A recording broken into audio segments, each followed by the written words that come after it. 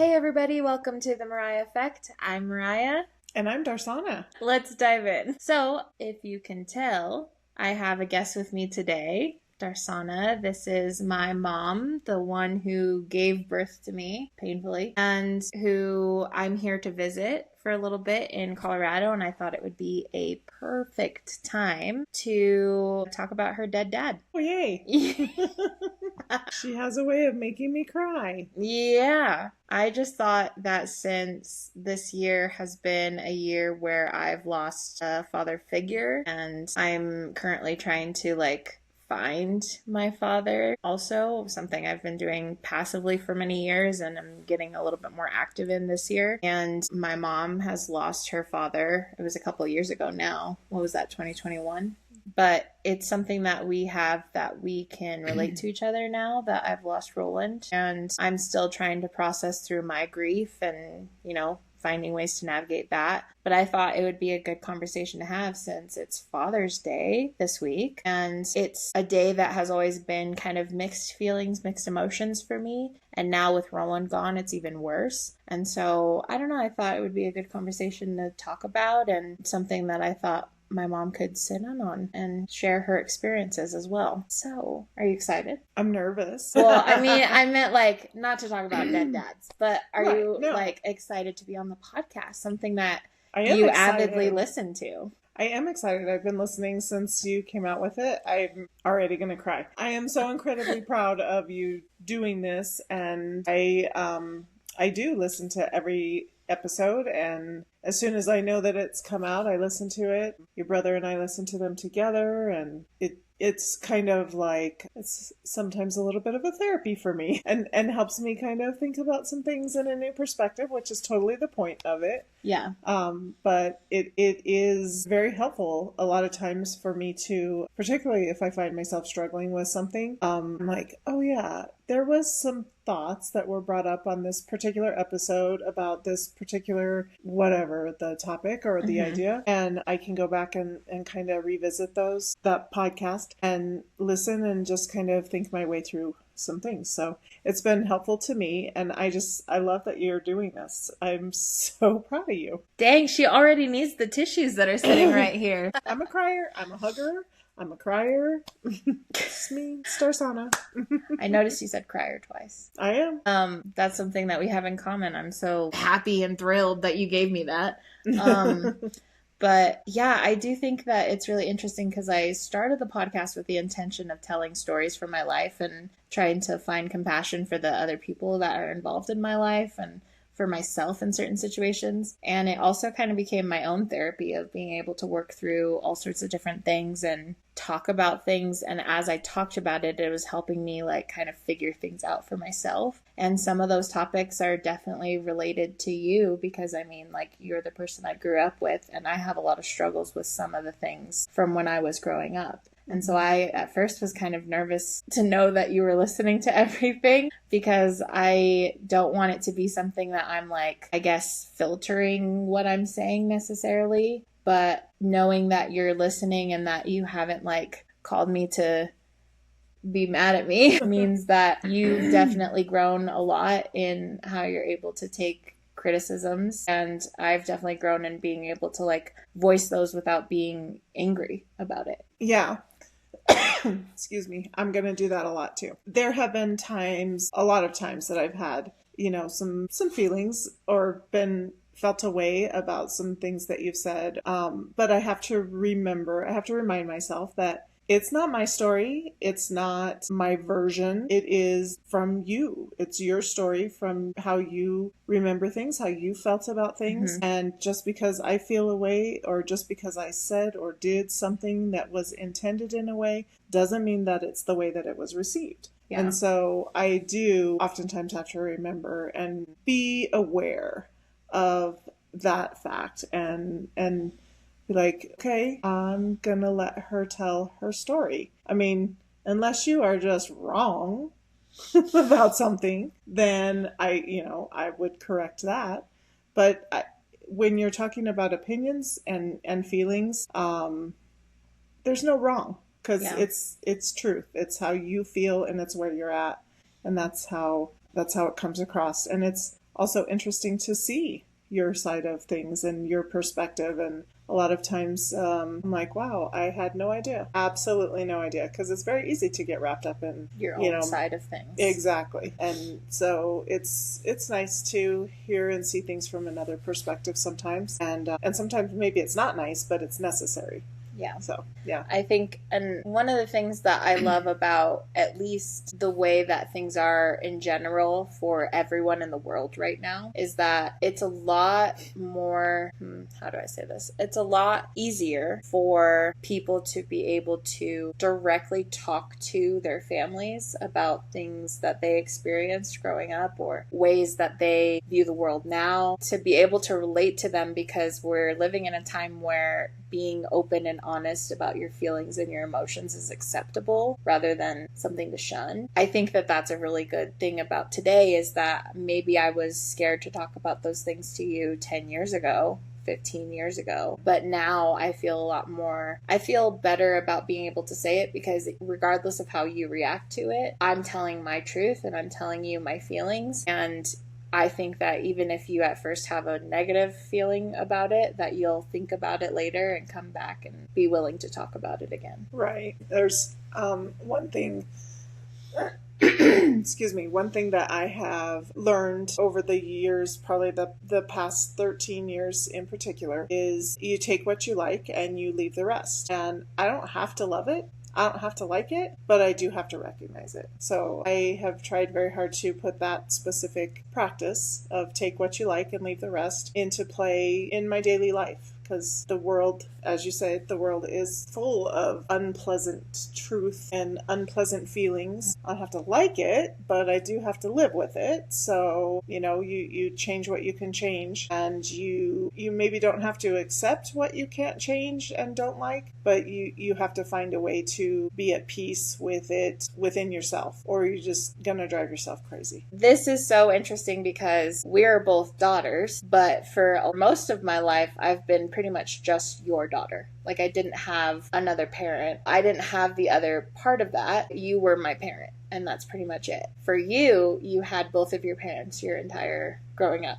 Right. Your whole childhood. And it's interesting to come and talk about this, because the way that I saw Grandpa was not really your dad, was more my grandpa. And so when he passed away, I was really shocked when I was really emotional about it, but I was even more shocked when you were very emotional about it, because for a few different reasons. The main reason was when I was growing up, I remember at some point I talked to you about the fact that I didn't have a dad, and trying to express to you how upset I was about that. And you very bluntly told me that you grew up with a dad and that it didn't do you any good, that it didn't make any difference. I'm gonna let you have your feelings about that. And so when he passed away and you were really upset, a very small, very rude, mean part of me was like, didn't make any difference, huh? And that was a very small part. Most of the part was being supportive and loving.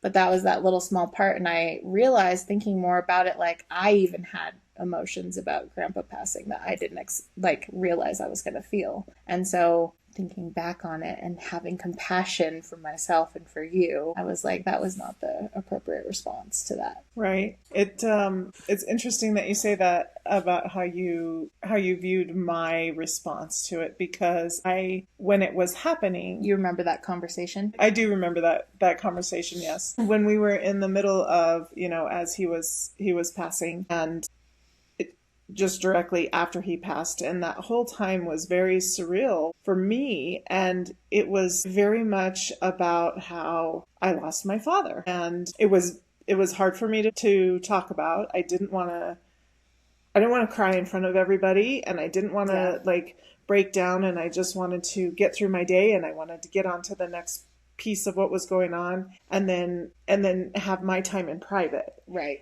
So I would just shut it down. I would just stop and shut it down. But I remember realizing at some point that I had made most of that time about me losing a father. And when I'm upset, like I turn to my mom or people, close to me, but most of the time it's to my mom. And I turn to her and look for comfort. And I think I did that during that time.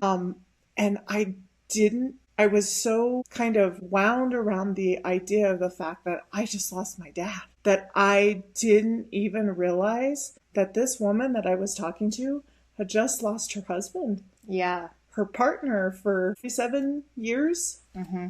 And when I realized that for her, then I was able to grieve for her. Mm-hmm. And I stopped grieving for myself for a little bit. And then I felt like, a big ass, if I'm being honest. And pretty selfish about it. And then, part of grieving is guilt. And so that's one of those things that came about for me in terms of the guilt. There were some others that we can get into a little bit later as this conversation goes forth, but that was an interesting realization for me and wrapping my head around that. And yeah, I remember that conversation with you, and I don't know why that I said that at that particular time in that way. Yeah. I don't. And like, I remember, because that conversation happened when I was a teenager, and I'm sure that it, like, in my memory, I remember being really calm and rational like I am now. Probably wasn't when I was having it from my perspective of things. I was probably really upset with you because I was trying to express that you didn't understand my, like, position because you didn't grow up the way that I was growing up. And in that time, I probably wasn't being very, like I said, I wasn't being calm and like trying to actually express the feelings. It was just the feelings that were happening. So instead of being like, Mom, this is how I feel, it probably was more like, you don't know anything about how my life is. Like, you don't get me. Like, it was probably the anger part of it, because in my teenager-y eyes, the reason I didn't have a dad was because of you. And I think I felt that from you. And I'm like, I'm doing the best I can do. Okay. Look, circumstances are what they were. Between your father and I was the way it turned out. There wasn't, like, I don't think that there could have been any other direction for that to go. And so I felt like I did the best that I could. I was doing the best that I could with raising you. And I should say that I am a huge believer in the phrase, it takes a village. And I was very lucky. I have a wonderful village. And everybody, your grandfather, your grandmother, I had a lot of support. Nani. You're my best friend, your godmother, your Nani. And my siblings, were wonderful. Your Uncle Tony stepped in and, he was a kid when he became a dad. And he didn't really know, he didn't know what he was doing. None of us know what we're doing, as parents. Like, it is 99% instinct and 1% just winging it. And he stepped in and he did the best he could, to be a role model for you, a father figure for you. Yeah, you were all pretty young. His own daughter at the same time. Yeah. The first children get the best of everything, right? I can say that because I'm a first child too. The first children get the best of everything. They are the experimental projects, if you will. Yeah. But on that frame of thinking, I was talking with some other people. I was talking with Jason, and I think I talked to maybe Mallory about it too. And I was thinking about how kind of like, because my relationship with Jason has been so distant for so long until the last 3 or 4 years, really, outside of like a trip or two that I've taken to see him.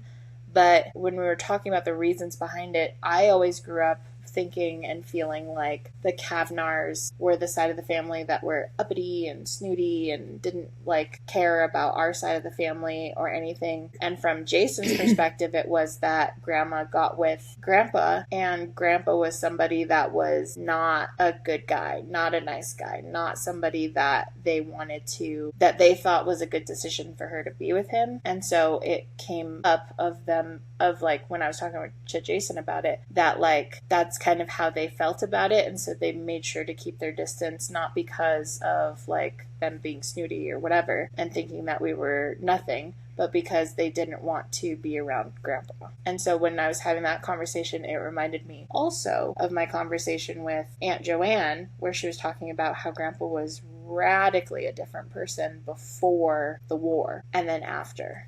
Yeah. And so that just made me wonder. I mean, I've heard stories of things when you were growing up, but like, I don't think we've ever sat down and actually talked about your perception of Grandpa when you were young. So obviously I didn't know my father before the war yeah, because you weren't alive. I wasn't alive. But I do know as as I grew up, my perception of my father did change.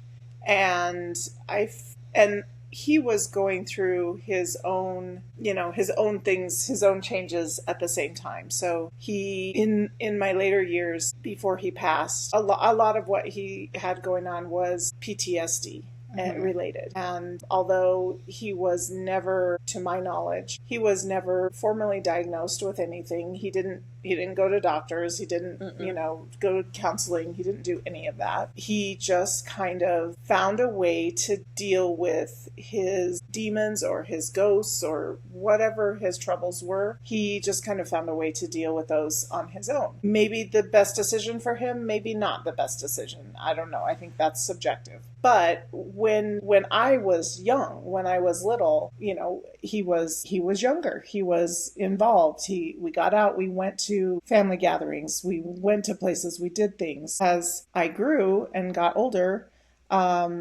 he didn't go to school events. He didn't go to the store. He didn't go outside. He didn't do things. He became very much sheltered from outside life, a hermit, and angry. He watched the news all the time, and he just became angry. He was angry with everything. He had a complaint about everything. He had an opinion about everything. But at the same time, he really enjoyed, watching like Nova. I don't know how many people today are familiar with Nova, but on public education TV. It was a series that was, they would delve into like scientific things. And he also liked watching like Animal Kingdom. And he really liked learning. I remember him just watching a lot of things about space. Nova talked a lot about space and, the planets and astrology and just so many different topics. That was, to me, I perceive that as him kind of, expanding his mind and learning, continuing his learning, and that he loved those things. And he loved music, and he used to listen to the music so loud, and I'd be like, holy cow, I know he ruined my hearing. I know he did. I can't hear very well. I have a hard time distinguishing noise. If there is any background noise and you're trying to talk to me, I cannot hear you very well. I know it's because he used to listen to music so stinking loud, but it is what it is. He was, he evolved, he grew, and he just became more and more and more sheltered, and he'd stay in and he'd watch TV. He always watched the news, but he chose not to go to family gatherings. He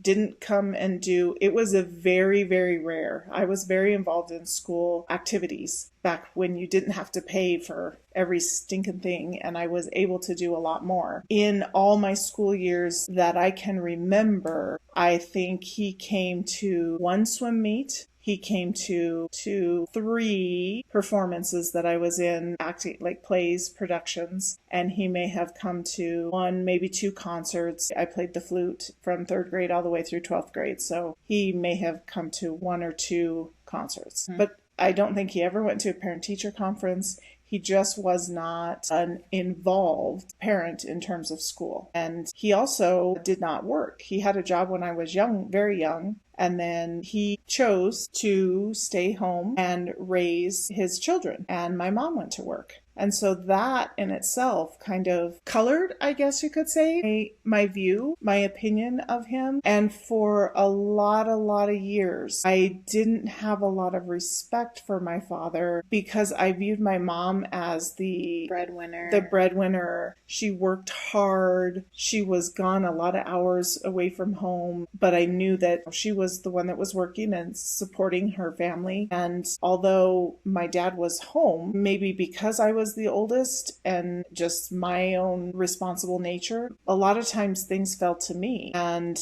taking care of my siblings, doing the laundry, making sure dinner was ready. You were like the little, like, not in a weird way, but like the little wife, like the one that was taking care of everything at home, even though he was the one that was home. I always kind of felt like Cinderella. Yeah. Like like all these chores needed to be done and I felt like I had to do them all. And, I was the one getting yelled at if they didn't get done. And, I just always kind of felt like there was an animosity almost there. Like, you can make dinner too. You can do these things too. Why are we waiting to eat so late at night for either my mom to come home and make dinner or for me to make dinner? Why can't you get up and make dinner? And so there was that frustration and it's all like, it's a snowballs, right? And there was a lot of different aspects of it that just kind of led me to not have that respect not the same respect that I had for my dad versus my mom. Yeah. And I always felt like my middle sister, definitely daddy's girl, even though I was the first. That's Karina, the biter. We've talked about her. She was daddy's girl. And even when my dad passed away and even still through today, she, I think, has taken his passing the hardest of all of us outwardly. I don't know that she has actually taken his passing the hardest, but in terms of outward display of emotion and grieving and loss, she has definitely been the most prominent. When Grandpa passed, it was me and Angie coming up on from California to Colorado to be here for his passing, to be here right before he passed, when we were told 6 months or something, 3 months, 3 to 6 months. And then he died 3 weeks later. Yeah. No, he was given approximately 6 months, 5 to 6 months, and he had passed within 5 weeks. Yeah.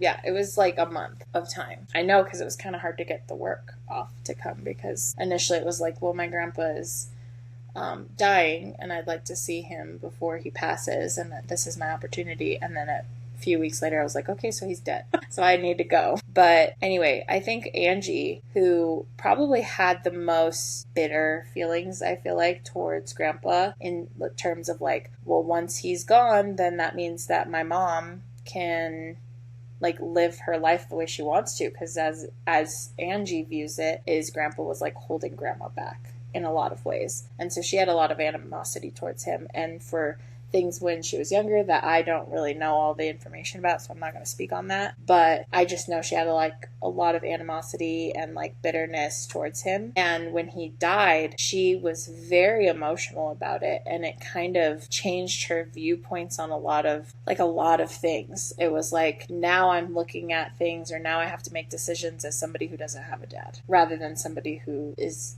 dislikes her dad. Is different, and it's a huge shift. I can feel that, what you're saying. I guess I never saw that from her or realized that was her viewpoint. She didn't talk about it, yeah. She doesn't talk about it, but I can totally see that and understand that. And it's very surreal. It's a very surreal feeling to just suddenly have no one in that space in your life. It's, it's a placeholder. All this time, oh, this is my mom, this is my dad, mm-hmm. This is, this is my grandma, this is my grandpa, this is my daughter, this is my son, and then all of a sudden you don't have that placeholder, and it's just a very surreal feeling. One of my coworkers has very recently lost her son, and this is the first Mother's Day, first birthday, a lot of firsts that she's trying to get through, and I just told her the other day, she said, this is a hard one. And I said, well, the first one's going to be hard, but you're going to get through it. Yeah. And, you're going to learn how to live without it and to move on from it. And yep, the first one is going to be hard. Yeah. And that, I mean, that circles back around to just grief in general, having to confront firsts without that person, without that thing, because people grieve more than just people passing. But it's interesting that you say that, because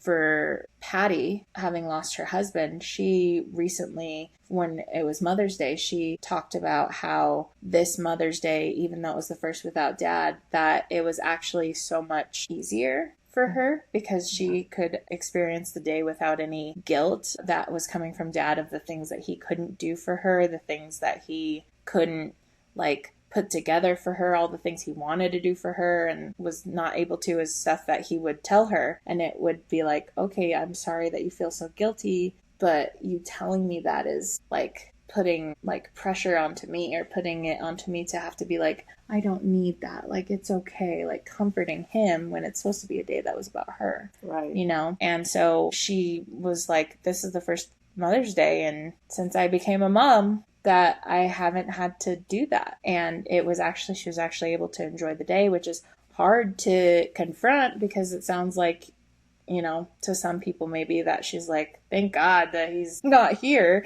And that's not what it is. It's just realizing, recognizing the things that have changed and shifted. I know that she is in this grieving process where she like, it's weird. And she talks about it on a scale of like 1 being I'm like I'm okay, and 10 being I'm catatonic with where she's at with the grief scale. And she she basically said that she's centered around like 3 to 7. Yeah. Yeah. And I saw that post and I remember she mentioned feeling that you posted or you I commented. remember feeling that exactly what she was saying. I have not lost my husband. I see a lot of similarities in some of the things that she has posted in the past in terms of dealing with, you know, being a caretaker and somebody that has a terminal illness or any illness of any nature. And so I could feel that on a deeper level. I could feel that. And I was so happy for her that she was able to experience that day and to have that just be about her and about her day. And I did comment on that. And I did write that because that, you know, what she said really touched me, but she also made me feel a great joy for her and know that if and when that time might come for me, that it's going to be okay. Yeah. So, yeah, it is, you know, you always talk about living vicariously through someone else. And there's two sides of that, right? You get to live the good things as well as the bad things. And so watching somebody else on her own journey kind of lays the foundation, if you will, for what is to, you know, come for me. Yeah. At some point. Yeah. And like kind of switching gears a little bit in my meetings with my coworker Jalith, when she wants to like segue into something else because we've like gotten off topic, she'll be like, okay, let's get into the next thing. But to get into that, it's still on the same vein, but talking about Roland, 13 years since I met him,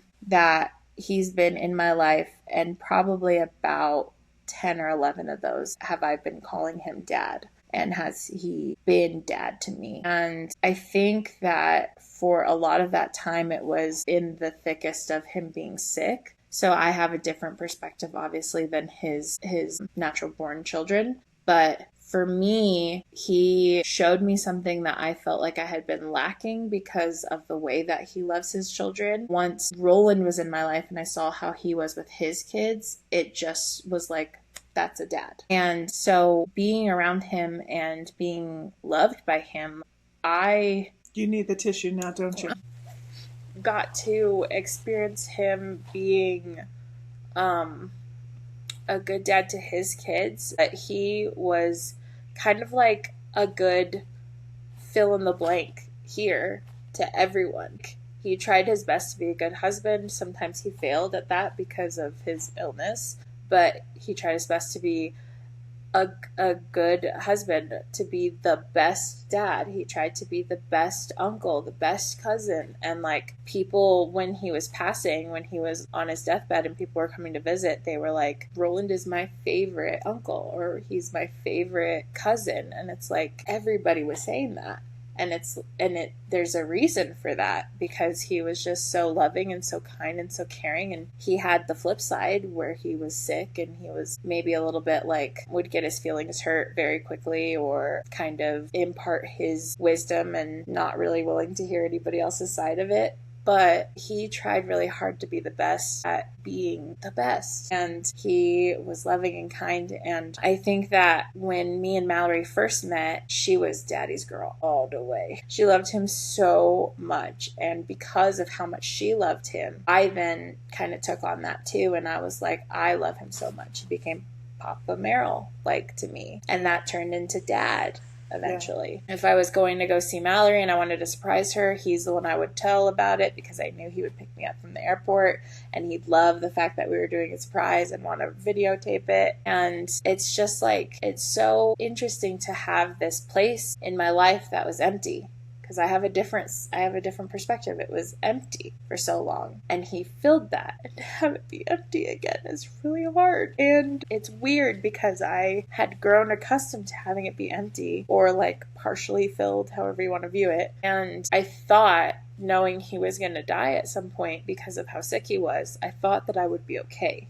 Like, I would be the rock for everybody else because they're his real children. And he passed, and I have really been struggling with it. And the fact that it's Father's Day is not easy. It's a first for Father's Day for me, you know, and everybody is handling it in their own ways, but I can see how it's affecting everybody, and that is also added on to me because of my empathetic feelings. But it's so crazy to have similar feelings for totally different situations, but we both have that place missing now, you know, and it's difficult and it's hard, and it's like day by day different experience. Yeah. But how do I put this? How did it feel for you? Because not even just talking about Dad, but like Mom, like I call her Mom, and I call her Mom to you. Like, how does that feel to you? Like, is that difficult for you, or was it difficult for you at any point? I think sometimes it is, like when you first moved there, and especially when you were sick and going through all of the things that you were going through. And we live apart. We live a whole state, you know, apart, and it doesn't really matter that it's a whole state. It could have been, you know, across the country or even another country. It doesn't matter. The fact is, I couldn't be there for the tough stuff, and I couldn't be there to help you while you were sick and while you were, you know, going to your doctor's appointments and doing all these things. And I that bothered me. It bothered me that when you were saying that, oh, Mom's taking me to the doctor, or Mom's going to be there, you know, when I get out of my surgery. And I wanted to be there, but you know, circumstances being what they were, and I couldn't be there. And I know that you understood that. That's not what bothered me. Is it just, I put that guilt upon myself. But then when you would say, you know, that Mom was there, or, you know, it wasn't just Mom or Dad, it was anybody in the family. I'm like, she lives with a family that is not me, and I can't be there to take care of her. And it hurt me. It dug at me, but not because you call them that, or not because you had that relationship with them, just because it wasn't me. Yeah. And so I took that on for myself. When I was growing up, I had, my group of friends, my friend group, we all would, call, you know, my Nani's mom, I called her Mom, and she called my mom, and my friend Juanita, the same thing. I just posted something recently about how you know, you knew you were in trouble when your friend's mom was, you know, giving you the business and yelling at you. And I remember very specifically in a time when we went to Elitch's and we were in trouble. We'll just leave it at that. We were in trouble. And we came out of Elitch's expecting one of the moms to be there to pick us up. And both the moms and the little brother were there to pick us up. And she was yelling at me and my mom was yelling at her and back and forth. But I'm getting off topic. I remember, we all had that comfortable, that community. So we refer to each other's parents as mom and dad. And I see. So it wasn't strange. It wasn't strange. It's not strange for me to hear you call somebody else mom or dad in that sense, coming from that particular background. And I'm, there again, it takes a village. And I'm very, very, very thankful that they were there for you during those times. Even though it hurt me, that was all in here, that I have to deal with that. That was my guilt, I guess, if you will. But at the same time, I was very thankful that they did for you and took care of you. And,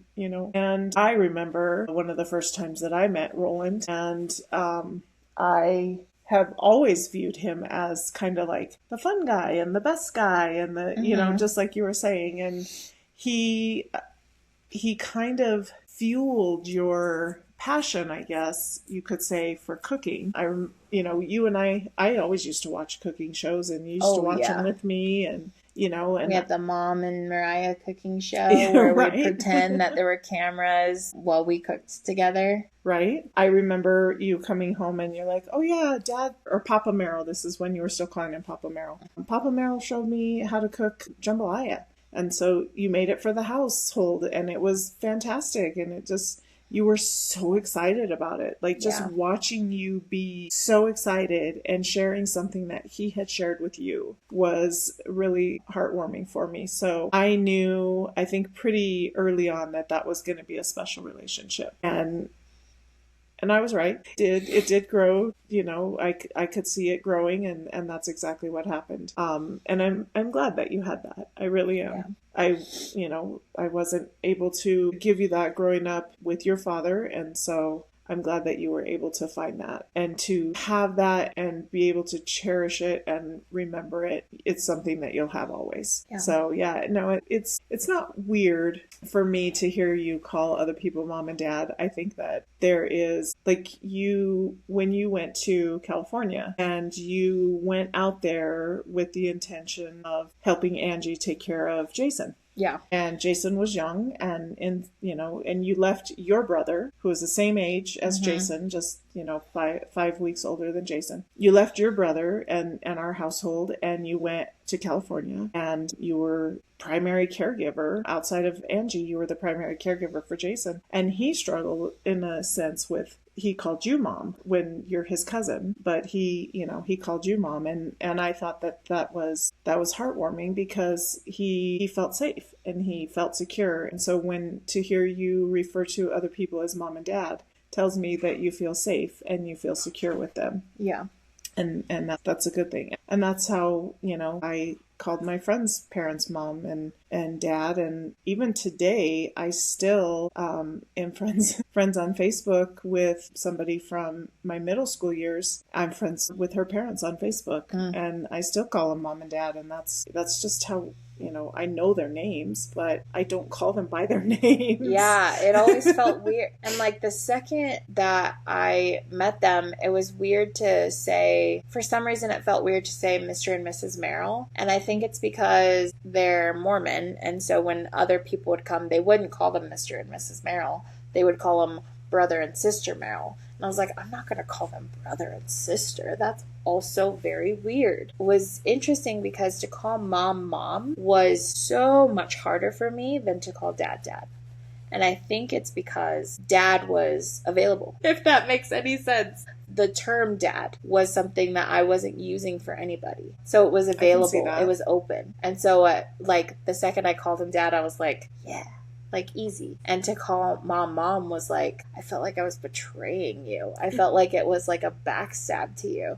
Because any other friends that I had, I would either call them by their first name. Like when I was friends with Dominique, I would call her mom Sonia. I think that for all the time that I spent with Roland, specifically when we were both sick together, because he was sick with his own stuff, I was sick with my cancer and my lupus. We were both the two people in the home that, like, if somebody was going out or whatever, if mom was going to not be home, she would say to other people, like, make sure that Mariah Mariah and Dad eat dinner. Like, make sure to make them dinner or make sure they are okay. Like, because we were both the ones that needed to be checked up on consistently and everything. And so sometimes it was hard to go to other people in the house to say, I'm really upset about this or I'm feeling overwhelmed, because they also were feeling overwhelmed. They were taking care of us, and they were also had their own feelings about, okay, what if Mariah dies? What if Dad dies? Like, what are we going to do then? And so I didn't want to burden them with my own feelings about what if I die? Right. And so the only person who could understand to an extent how I was feeling was the other person who was sick in the house. And so there were many times when I would go into Dad and be like, Dad, I'm really struggling today. And he'd go, sweet girl, I'm struggling today. Let's talk about it. And we'd talk about it. And he would talk about how he was like, everything would be easier if I was dead. And I would talk about how I felt unworthy of being taken care of. And that was the thing. Those were the things that we would talk to each other about. And I'd be like, it wouldn't be easier if you were dead. It would be a different kind of hard. And he would tell me, you are worthy of being taken care of and being loved. And I feel like that part of our lives is what like connected us the most, which is so sad because it was very clear that one of us was going to go at some point, and to get so close because of that, it just feels like cosmically cruel. The other thing that we would talk about too is my own journey in trying to find my dad, because I remember expressing to him how difficult it was sometimes for Father's Day, because I'd be so happy to be able to celebrate it with him, but also be disconnected because they have all these memories with him that I wasn't a part of, that they would talk about or whatever. And I'd be like, wow, I wish I had somebody for that, you know? And so we would talk about that quite a bit. And I feel like in my journey in trying to find my dad, there's been a lot of times where I feel like, gosh, like I need to try and remember the story. And I keep asking you the story over and over again. And maybe it's my lupus, maybe it's all the freaking drugs I've taken over the last few years for cancer. But would you tell the story again? What specifically? Like how you met him, when you found out you were pregnant, you know? The whole shebang. The whole shebang. So I was at school in Greeley. Well, no, I wasn't in school at this time. I had gone to Greeley for school, and at this particular time, I was taking a break from school and was working just still in Greeley. I had roommates and friends that I was living with, and just being college age and living life. Had just recently turned 21. And one of the things that we did, even before I turned 21, they would have a 18 and up night at this one particular club. And so we used to go, and it was on Thursday nights, and we'd go and we would just enjoy ourselves. And, that's the thing that we were going to do, was go dance and hang out and have a good time. And it was at that particular club that a group of my friends and I were there this particular night. And we had gone with another group of friends that kind of commingled together, and it was a fraternity on campus. And I guess I'm not sure if your dad was trying to become involved in the fraternity. He was not a student at the campus, because he was older, right? He was a little bit older, and he had just recently come into town. And he knew he was there with other members of the fraternity, and we were friends with some of the fraternity members. And so we were all just there having a good time. And, he had asked me to dance. And so we were dancing, and that's how we met. And then we had a fling, I suppose you could call it, if you will. A fling. And the fling was flung. It was flung. And then we were talking and kind of starting to build a little bit of a relationship. And it was kind of funny how this particular night transpired, but I was waiting for news about your cousin Brooklyn, because Lisa was pregnant and pretty close to being due. And so I was sitting there, and we were talking on the phone. Your dad and I were talking on the phone to each other. And I said, I have to, it was back in the days of call waiting, when you had the second line and you could click over to the other line if the other call came in. And I said to him, I'm waiting for news, of this baby that's coming. And so if I tell you, like, I need to go, I need to answer the other line. I can't just ignore it. And he's like, oh, sure, of course. We continue talking. And then at some point he told me that I was pregnant. And I'm like, what? No, whatever. And I just kind of brushed it off. And then Brooklyn was born. And that weekend I came down to see her and meet her, and then went back up to school. And within a couple of weeks, I found out that I was pregnant. And so, and I told him, and we were, again, still in the early part of a relationship. And I was not sick right away, but when I got sick, I was sick every single day until she was born. He called me at work one afternoon and he wanted to take me out on a date. And I was like, okay, that's fine. We can go to dinner. And I was feeling nauseous and whatever. Mm-hmm. And he kept pushing and pushing and pushing.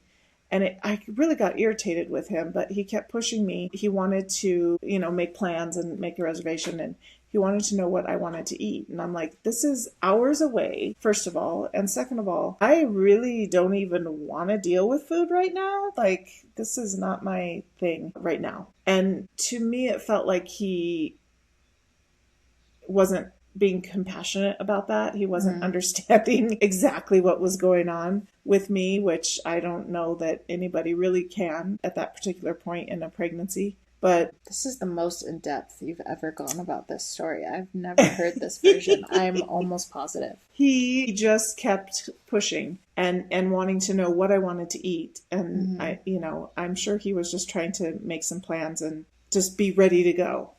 And I didn't know enough about him at that time to really, know if that's what he was trying to do or if that's the type of person he was or anything. And so I got super irritated, and I was like, look, we need to back off from each other we just need to back off from each other. And I had been upfront with him in the beginning, like, I'm having this baby. You don't have to be involved. You can be involved. That's up to you. I'm having a baby. Whether you're here or not here, I'm going to be a mom. I knew in my heart that I wanted to be a mom. And so I don't know if he took something from that maybe, was his ticket out the window. I should add at this point that I am aware that he was already a father to at least 2 children, and they were very young, and that he was in the state because he was separated from his wife. So walking down the path of divorce, but not necessarily final. He was married. He was married, yeah. If we're going to be technical about it, yes. And that's really just the story he told you. Yeah, I know very little about him. At some point during that whole, like, hey, we need to back off and take a break from each other, he left the state, and I just didn't hear from him again. And I didn't hear from him for a long time. And then when I was right about 20 weeks along, I did get a phone call from him. And I had told him that I was getting ready to have the ultrasound and find out if you were a boy or girl, or, I didn't find out at that time, but that was back in the day when you got one ultrasound and that was it, as long as everything was going well. And I was really excited about it. I was really nervous about it. And he asked me to send him pictures, the ultrasound pictures, and he gave me an address of somewhere in California, and he told me that he had left the state to take care of his grandmother who was ill, and that's where he was at that time. And then we got off the phone, and that was literally the last time I ever heard from him. He never called me again. He never tried to reach out to me. Did you write to that address? I did write to that address.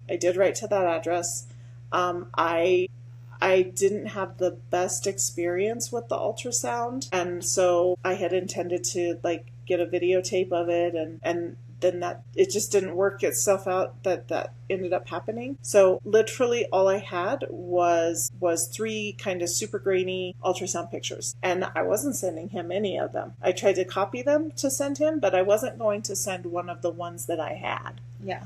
And it wasn't that I didn't want to send the picture. It was that I didn't want to send a picture because that was all I had. Yeah. So I did try to send him something. I never got a response back from him, so I don't know if that was even a good address. I have no idea. And I had that address for a lot of years in a notebook. And then when I went to look for it one time, when you were 5 or 6 years old, I think, I just could not find that notebook. Could not find. We had moved a few different times, but I don't know what happened to it. Honest to goodness, I don't remember getting rid of it, but I don't know what happened to it. So that was kind of how that happened. And it was never my intention to push him out of your life or to not have him involved in your life.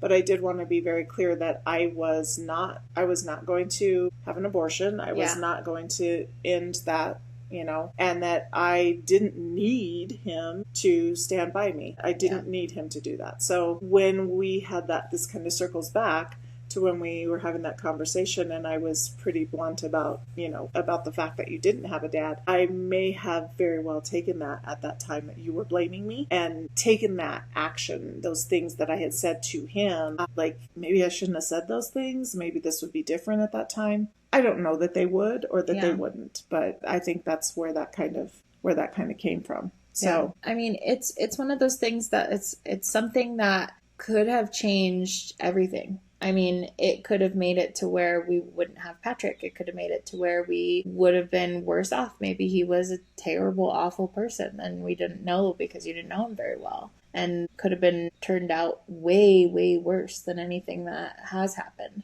Maybe it could have been way, way better. Who knows? Because there's no way to know, really. But the thing that's been the hardest for me is that it's kind of a mix of different things where it's like he was Black, and so it made me now have to be this very literal black sheep in an all-white family, and having to experience life that way was not hard in the moment, but it's hard for me now, like looking back on certain things, because it definitely made it hard for me to figure out who I am through all of that. And it made it really hard in school to like be a part of like friend groups and stuff, because there's all sorts of things that they would call me or say to me or whatever. It was very clear that I wasn't, like, I didn't have Black family. So that part of it was hard. It was hard to not have a dad, to just be like without that missing piece. And maybe it would have been harder too if I was a boy too. But it's just like this thing that has been missing for so long, and I don't know why, but it's just so ingrained in me that it's like gonna help me figure things out about myself even more, which is why I did the 23andMe, because the questions that I have for him are very much centered around who is this other family. Because if I think about it, it's not like I was lacking family necessarily, because our family is friggin' gigantic. It's humongous. But Literally. It just made me realize, like, and I would always think like, okay, so who are these other kids that he had that are siblings of mine somewhere? Yeah. Who, like, did he have siblings? Who's his parents? Like, what is all of that family supposed to look like? Because I'm sure that they're not all, even if he is like, oh, I don't really want anything to do with this kid. What if all of them did, And I could have had a whole other family that I could have been a part of and learned about. And so that was part of my intention with the 23andMe, is like, maybe this could lead me to my dad. But even better, what if this could lead me to any of those other people? And what if I could learn more about my ancestry, which I kind of did from the 23andMe a little bit, but I want to know stories. I want to know like little like habits and stuff, because there's a lot of things that you learn from environment, but there's even more things that you have that are just natural habits that are passed through genes. So there's just so much that I want to find out. There's so much I want to know. And I'm just every year more and more impassioned to find him. And every year it changes from what am I going to say to him, being like, hey, like, I'm your daughter, to I'm your daughter, you piece of, like, like it changes all the time, because like I flip-flop back and forth on like, it's his fault that I've grown up the way I have, or it's his fault that like that he wasn't in my life, or it's your fault, so then maybe he's blameless, like, like it keeps going back and forth and back and forth. And I've gotten to a place where it's just kind of like, I don't really care what his intentions were. It's what happened. And all I want is to know why. Sure. I just want answers. And I want to be able to know more of that family. And so that's kind of where I'm at with that. And it's not, I don't need another dad. Roland is my dad. But I just want to know more family. Like, there's no cap to that. You know what I mean? More people in your life is more love. Absolutely. Absolutely. It takes a village. It takes a village. One of the things that's been really difficult for me from growing up to now is being able to appreciate the similarities that we have and be understanding of the differences that we have. And I think that even though it's a very sad thing to have similar, this grief that we have for losing fathers is something that you've helped me a lot in the last few months, even if you don't realize it, in how to like feel my feelings and take care of myself. And I recognize that you must know that because of your own journey with losing Grandpa. I think that I've grown a lot since my father's passed. I've come to realize, Agreed. as part of the journey, of course, I've come to realize a lot of the resentment and the lack of respect that I had for my dad was based on not having all the facts. And I did, as I said, in my more adult years, I did give myself the time to recognize where he was, where his position, and instead of just being angry at him for not coming to my things or not, supporting my mom or not doing whatever. I was able to get some outside information and realize that he was suffering, and that was a big reason for why he was the way he was. And I was able to take that and give him the grace to be himself and love him anyway. It's hard for me to say because that was a big step. It was a big step to take. And I realized that I'm not, like you said, you in your teenageness just blamed me. I can think of a lot of times where there were outbursts and maybe some bad behavior, and he wasn't a perfect father, but he was a father, and he supported me. He made sure that I was taken care of. He made sure to help me as a single mom. He made sure to help me. You said something about a funny story. I remember when we were growing up, that man loved his Rocky Road ice cream, and as children in the house, we just got the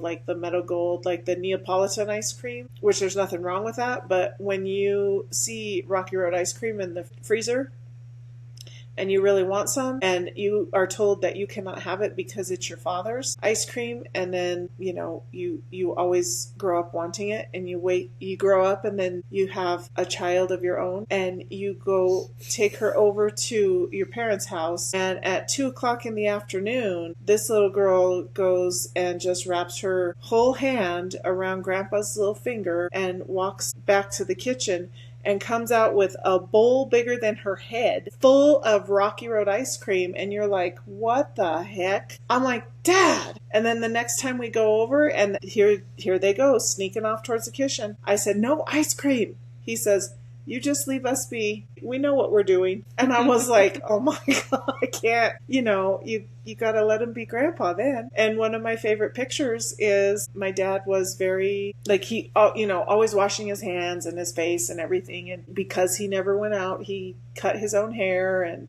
trimmed his own mustache and beard and stuff. And one of my favorite pictures is him sitting in his chair on the front porch swing. And he's got his two granddaughters sitting with him. And he is covered, his face, his nose, his everything. He's covered in stickers because his little granddaughters just decided that they were going to put stickers all over him. And he was very patient. And it was a side of him that I didn't necessarily see when I was growing up. To see him get to be a grandfather was really different. And it kind of, in an odd way, it loops back to his dad, to my grandfather. I remember my grandfather being just very stern and very, loud and grouchy and, but he was very soft and sweet when it came to the babies. And I just recently did my I'm a member of my high school alumni board, and we just had our annual meeting, and we posted something about it on Facebook, and I have my maiden name is posted as part of my Facebook name. And one of the members from,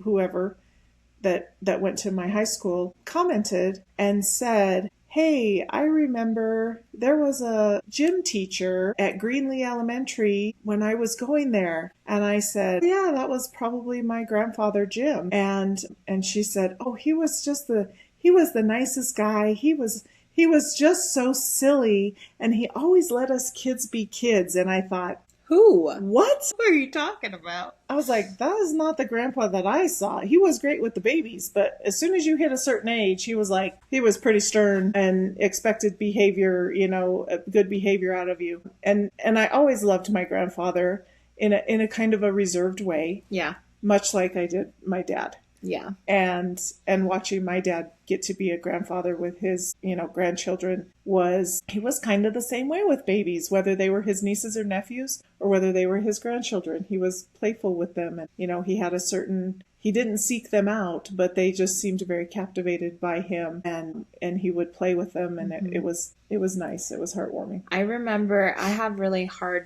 I'm really bad at memories from certain time periods of growing up. And I don't know, again, if that's because of lupus, if it's because of the drugs from the recent years, if it's because of that car accident I had. But I do remember when I want to say pretty much before 10, that my grandpa was loving and kind and caring and interested in me and invested in things that I was doing. And I could always go and talk his ear off, and he wouldn't care that I was talking so much. He would just listen to me, and he'd interject every now and again, sometimes tell me things that he thought I should do or whatever. But I remember basically before 10 that he was in his own way involved. And then it was after 10, after 11 or something, maybe when I started to feel more like I was an adult, even though I wasn't, that he really disconnected. And it could also be from some other things that were going on, with Frankie at the time, or having to take care of having Kareen and Roy be living with them. I don't know, but I think that at some point there was a disconnect and we lost the connection, and I started seeing him less as my grandpa and more as this angry, hateful, racist person. Yeah. And I couldn't go back. I couldn't go back to the other version. And it's hard because it's they're two different people in my brain. And I think when he died, I was mourning the first person. Yeah. And what it could have been if he had stayed that person. Which I'm not saying he changed. I'm saying it was he changed how he acted with me. Because I'm sure he was that racist, angry person from when you were growing up, even still, but he didn't show that side to me until a certain age. Right. And calling friends mom and dad, my friends called mom. And they called him Bobby. They called him Bobby because he was Bobby. Yeah. He was not dad. So, and that, I suppose that speaks to, a lot about he wasn't necessarily welcoming, as he wasn't welcoming in the sense that he was just very gruff, much like I was describing my grandfather. He was very gruff and he was reserved, and there were times, I remember times where he would laugh, and it was so funny and weird at the same time to see him laugh like that. I remember him laughing so hard he couldn't even breathe one time. My Uncle Michael was telling a story, and he was hilarious. He was hilarious. He was just losing it, and he laughed so hard. He was bending over it, holding his stomach in stitches because, just the vision, you tell stories and you can picture it, and the people that and stuff growing up. Imagine him laughing like that. I've never seen that. It is just, it's crazy. It was just crazy to me. And I, just those little things, those moments that you just know you're never going to forget ever. Yeah. So that's Dad. Yeah. Well, that's Bobby. Well, on that note, I have lots of pictures that I've posted on the Mariah Effect website. Check it out. Check it out. There's lots of pictures. That sticker picture is also one of my favorites because it's a really cute picture of me and Grandpa. And I feel like even though Brooke is in the picture, they're like, because he's kind of like looking at me and I'm looking at him in the picture. Yeah. It's like a connection picture between the two of us. And I just love it. I feel like it's so cute.